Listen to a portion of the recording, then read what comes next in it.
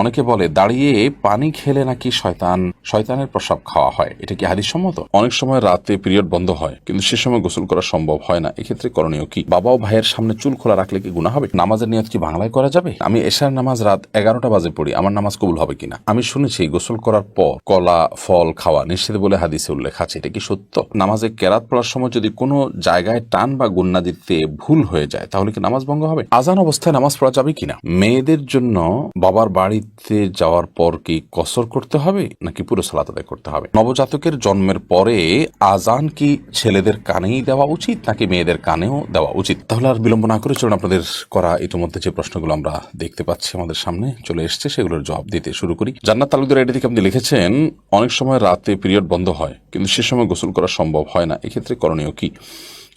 আপনি পরবর্তী সালাতের ওয়াক্ত হওয়ার আগে আগে গোসল করে ফেলবেন। ওমর ফারুক আপনি লিখেছেন, আমি শুনেছি 3বার বিসমিল্লাহ পড়ে কাপড়ের কোনা ধুলে পুরো কাপড় পাক হয়ে যায়, এটা কি সঠিক? আপনার কোনো কাপড়ে যদি ময়লা লাগে, কোন জায়গায় লেগেছে আপনি জানেন না, কিংবা বেশিরভাগ জায়গায় লেগেছে, আপনি যে কোনো কোনা ধরে বিসমিল্লাহ 3বার পড়ে ধুয়ে ফেলবেন আর আপনার পুরো কাপড় পাক হয়ে যাবে। ব্যাপারটি তো সহজ নয়, বরং আপনাকে পুরো কাপড় পাক করার জন্য চেষ্টা করতে হবে। যদি সেটা অস্পষ্ট হয়, কোথায় হারিয়ে গেছে আপনি না জানেন, আর যদি জানেন তাহলে যেই জায়গা না পাক লেগেছে শুধুমাত্র ওই জায়গাটাকে ধুয়ে আপনি পাক করে ফেলবেন, তাতে ইনশাআল্লাহ আপনার কাপড় পবিত্র হয়ে যাবে। সুমনা এটা থেকে আপনি লিখেছেন, নামাজের নিয়ত কি বাংলায় করা যাবে? নিয়ত মানে তো মনের ইচ্ছা, মনের যে ইচ্ছা, মনের যে টার্গেট, মনের যে লক্ষ্য, আপনি কি নামাজ পড়ছেন, কোন সময় পড়ছেন, এটাকে উপস্থিত করতে পারা, এটাকে জাস্ট আপনার মাইন্ডে আপনি হাজির করলেন, মুস্তাহাজার যেটাকে বলা হয়, সেটাই যথেষ্ট। বাংলা আলাদা করে বা আরবিতে কোনো ভাষাতেই নিয়ত মুখে উচ্চারণ করার দরকার নেই। নাজিম আহমেদ শুভ্র এআইডি থেকে আপনি লিখেছেন, আমার বাবা আমার মায়ের মোহর পরিশোধ না করে মারা গেছেন, এখন কি আমি আমার বাবার পক্ষ হয়ে মোহরের অর্থ আম্মাকে দিতে পারবো? হ্যাঁ ভাই শুভ্র, অবশ্যই আপনি আপনার বাবার হয়ে আপনার মাকে মোহরের অর্থ দিতে পারবেন। এবং এই মাসআলাটি আমরা অনেকে জানি না যে যদি কোনো মানুষ জীবদ্দশায় তার স্ত্রীকে মোহর না দিয়ে মারা যান, তাহলে তার মৃত্যুর পর তার যে পরিত্যক্ত সম্পদ আছে সেখান থেকে তার যে ঋণগুলো পরিশোধ করা হবে, তন্মধ্যে থেকে তার মায়ের যে মোহর বাবদ প্রাপ্য টাকা সেটাও কিন্তু পরিশোধ করতে হবে, অর্থাৎ সেটাও ঋণের মধ্যে থাকবে। এমডি আব্দুল্লাহ আপনি লিখেছেন, আমি এশার নামাজ রাত 11টা বাজে পড়ি, আমার নামাজ কবুল হবে কিনা? এশার নামাজ রাত 11টা পড়লে সেটা হয়ে যাবে। বিশেষ করে রাতের 1/3 পর এশার সালাত আদায় করা উত্তম।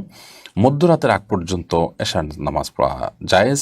মধ্যরাতের পরে যদি কেউ ভোরাতেও পড়ে তাহলে সেক্ষেত্রে সেটাও জায়েজ হতে পারে নিরুপায় ব্যক্তির জন্য। সচরাচর কোনো ওজোর ছাড়া মধ্যরাতের পর পর্যন্ত এশাকে নিয়ে যাওয়া উচিত নয়। এখন এই মধ্যরাতটা কয়টা বাজে হবে এটা আপেক্ষিক বিষয়, কোনো মৌসুমে কোনো দেশে এক সময় হতে পারে, অন্য দেশে আরেক সময় হতে পারে। আমাদের দেশে শীতকালে মধ্যরাত এক সময় হয়, গরমকালে আরেক সময় হয়, কারণ গরমকালে রাত ছোটো থাকে, শীতকালে রাত অনেক বড় থাকে।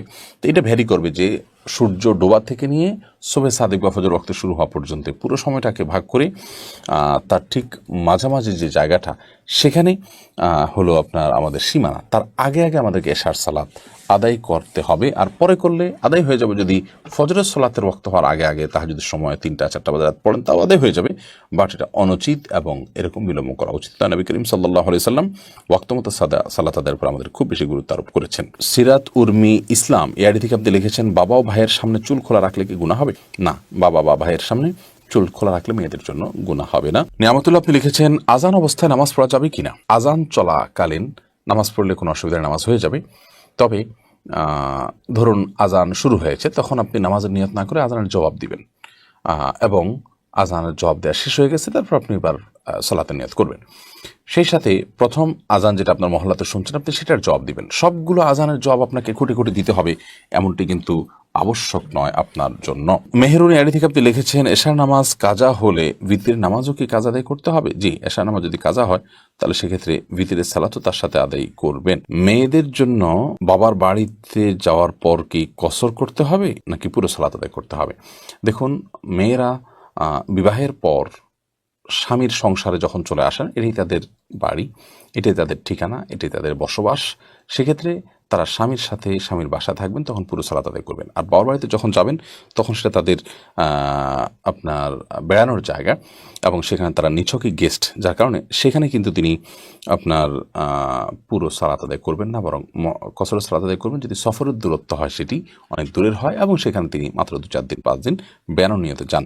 আর যদি সেখানে তিনি বসবাস শুরু করেন বা সেখানে বসবাসের তার সুযোগ আছে, সন্তানের সেখানে থাকেন, অনেকে ঘর জমায় থাকেন ইত্যাদি, তাহলে সেখানে পুরো সালাত তিনি আদায় করবেন। আবু সাদাত এমনি সাইম আপনি লিখেছেন, আমি শুনেছি গোসল করার পর কলা ফল খাওয়া নিষেধ বলে হাদিসে উল্লেখ আছে, এটা কি সত্য? গোসল করার পর আর কলা বা ফল খাওয়া যাবে না এমন কোনো কথা কোরআন হাদিসে কোথাও আছে বলে আমার জানা নেই। আপনি কলা বা ফল এটা যে কোনো সময় খেতে পারেন, অর্থাৎ আপনি স্বাভাবিক যে কোনো সময় খেতে পারেন, এমনকি গোসল করার পর খাবেন না, আগে খাবেন, সকালে খাবেন না, দুপুরে বিকালে খাবেন, সেটা কিন্তু আপনার ব্যাপার। শরীয়তের এক্ষেত্রে তেমন কোনো বক্তব্য নেই। বিশেষ করে যে কথা বলা হচ্ছে এখানে যে গোসলের পর কলা খাওয়া ফল খাওয়া নিষেধ, এরকম কোনো কথা হাদিসে নাই। এটি যদি কেউ বলে থাকেন সেটি ভিত্তিহীন এবং মন গড়া। মোনালিসা মুন আপনি লিখেছেন, নবজাতকের জন্মের পরে আজান কি ছেলেদের কানেই দেওয়া উচিত নাকি মেয়েদের কানেও দেওয়া উচিত? নবজাতকের জন্মের পর আজান এটি ছেলে মেয়ে উভয়ের কানে দিবেন। আমরা অনেকে এক্ষেত্রে মনে করি শুধু ছেলেদের কানে দিতে হবে, না, উত্তর হলো ছেলে মেয়ে উভয়টির কানে দিতে হবে, এটি সঠিক। এবং আজান সম্পর্কে নবজাতকের কানে সপ্তম দিনে আজান, জন্মের পরে তাকে আজান দেওয়া, এই বিষয়টি বিভিন্ন হাদিস দ্বারা প্রমাণিত। যদি হাদিসের সনদগুলোকে মুহাদ্দিসরা অনেকে দুর্বল বলেছেন, কিন্তু সেটা আমলযোগ্য। এবং যার কারণে নবজাতকের শিশু তার কানে আজান দিতে হবে জন্মের পর, সেটি ছেলে হোক কিংবা মেয়ে হোক। যদি এটা ওয়াজিব নয়, কিন্তু দিলে সেটা ভালো মুস্তাহাব। এমনি সালমান আপনি লিখেছেন, নামাজে কেরাত পড়ার সময় যদি কোনো জায়গায় টান বা গুন্না দিতে ভুল হয়ে যায় তাহলে কি নামাজ ভঙ্গ হবে?